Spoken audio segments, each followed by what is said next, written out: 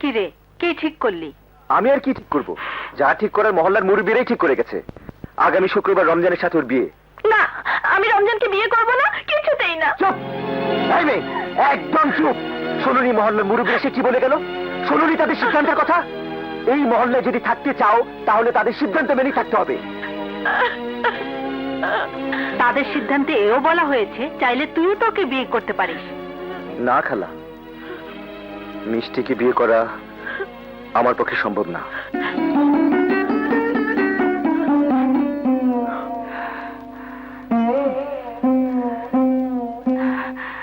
ধর ধর এটা।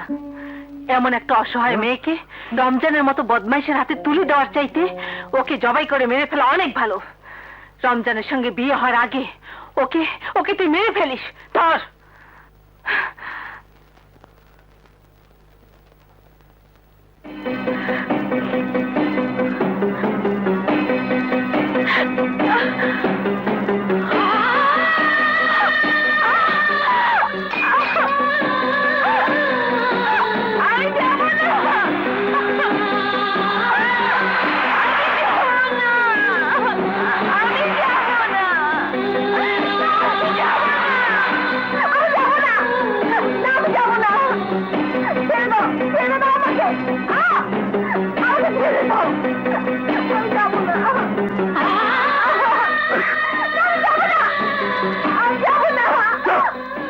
একদম চুপ!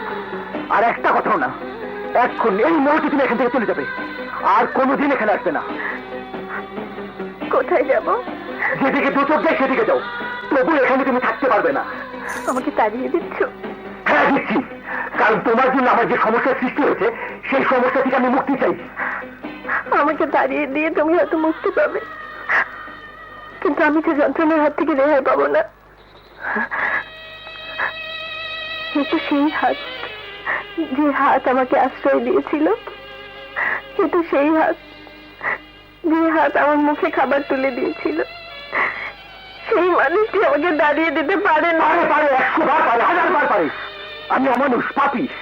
আমার মধ্যে কোনো আলো নেই, আছে সীমাহীন অন্ধকার। আমার বুকটা পাথর দিয়ে তৈরি, সেখানে ভালোবাসার ফুল ফুটতে পারে না।